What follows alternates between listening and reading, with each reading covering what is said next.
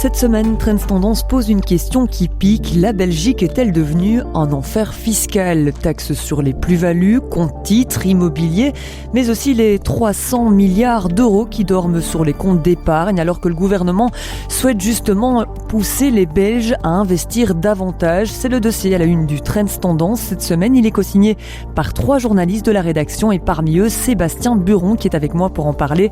Bonjour Sébastien. Bonjour Marion. Alors, ce dossier, il s'appelle « Enfer fiscal ». Est-ce que vous assumez le verdict ou bien c'est volontairement provocateur ? Il y a peut-être un petit peu de provocation, mais je pense qu'on peut quand même assumer totalement ce titre, et je suis d'ailleurs pas le seul à le dire. La Belgique est fortement taxée, elle figure parmi les pays les plus taxés au monde. Les classements de l'OCDE le montrent, et la plupart des experts le reconnaissent.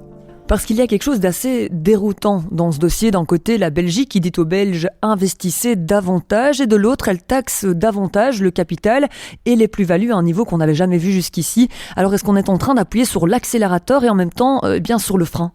Oui, tout à fait. Et il y a un exemple tout récent qui démontre, je dirais, cette logique. C'est l'idée avancée par Yann Yamon, la dernière idée que le ministre des Finances a trouvée pour booster la croissance dont on sait qu'elle est en berne en Belgique. Et donc, le ministre des Finances arrive avec cette idée d'un compte de financement, d'accroissement, de croissance, inspiré du modèle suédois. Donc, ce serait un compte qui serait assorti d'avantages fiscaux et qui voudrait séduire les Belges pour les inciter à investir davantage en bourse ou alors dans des entreprises dans lesquelles ils pourraient financer le début. Des startups, par exemple. Et est-ce qu'aujourd'hui, on a des preuves, parce que vous avez rencontré pas mal de monde dans le cadre de ce dossier, eh bien que cette lasagne, justement, de taxes, elle freine l'investissement? Est-ce que réellement, elle change les comportements? Il suffit de tourner ses regards vers les banques et leur livret d'épargne. Regardez combien d'argent d'or sont parqués, combien de milliards sont parqués sur les comptes d'épargne des banques en Belgique. 300 milliards. Ça, c'est la démonstration évidente que le Belge est paralysé, il a un peu peur, il est frileux, et donc il se dirige naturellement vers des produits d'épargne sans risque et pas vers, je dirais, des investissements, des actifs plus risqués, comme des investissements en boursier ou des investissements dans des fonds de placement, etc. Et justement, il y a un discours qui détonne dans ce dossier, c'est celui de l'économiste Étienne de Calataï. Vous l'avez souligné, le Belge est frileux, lui le dit, il ne faut pas mettre tout sur le dos de la taxe. On a dans notre nature une aversion finalement à la taxation. Est-ce que c'est purement belge ou on retrouve quand même cela ailleurs ? Non, c'est clairement dans les mentalités. Je pense que le Belge, on a en Belgique, si vous voulez, on a un regard un peu négatif par rapport au succès, par rapport à la réussite. On considère, comme le disait un autre économiste, que la réussite, en fait, constitue moins un apport à la collectivité qu'une matière taxable supplémentaire. On est d'office un peu soupçonneux par rapport à l'entrepreneur qui réussit. Donc, c'est ancré dans les mentalités. Et changer ces mentalités, ça ne se fera pas, comme le dit Étienne de Calataï, en octroyant tout le temps des cadeaux fiscaux. Non, il faut vraiment changer de logiciel et se retrousser les manches, créer de la richesse. Alors, vous avez rencontré, on l'a dit, pas mal de personnes pour faire ce dossier. Est-ce qu'il y a d'autres citations, propos qui vous ont particulièrement marqué ?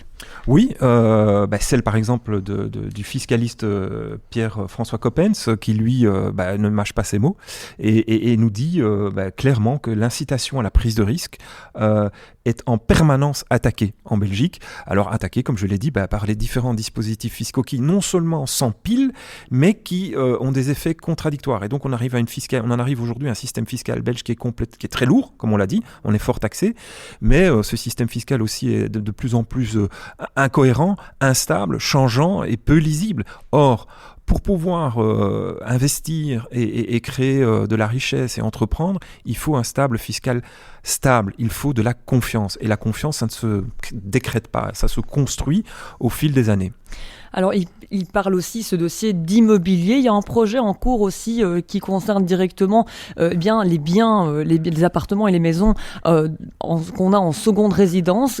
Qu'est-ce qu'il dit, ce projet ? Alors là aussi, c'est une mesure un peu, contradictoire de l'Arizona. Donc l'Arizona qui a décidé au mois de juillet de supprimer la déduction des intérêts immobiliers, donc liés au remboursement de l'achat d'un bien, comme vous l'avez dit, autre que la résidence principale.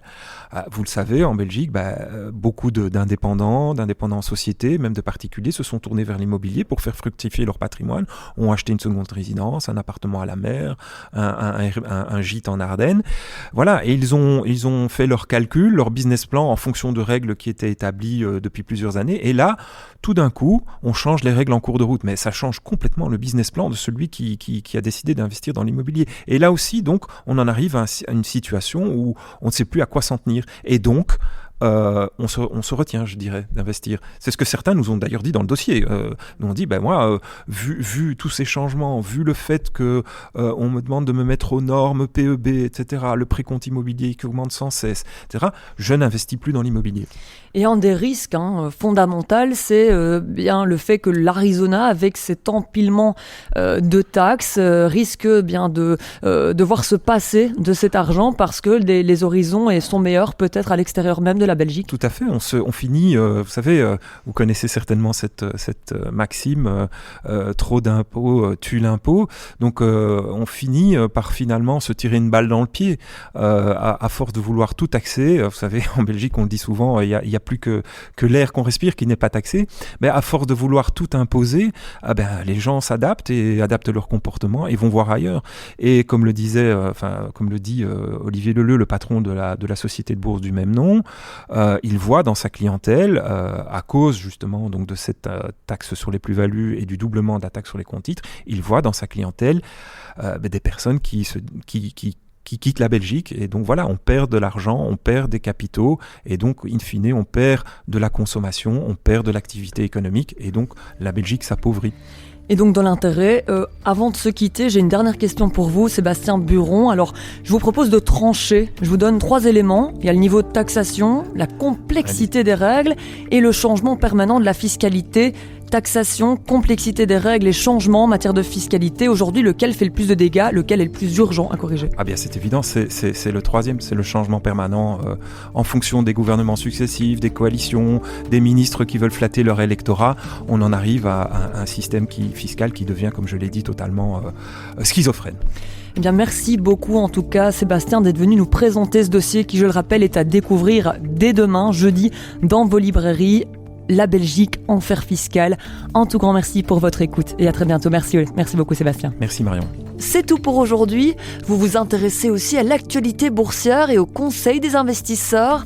Alors retrouvez-nous également sur le canal Trends Bourse. À très bientôt ici sur Trends Tendance et sur Trends Bourse.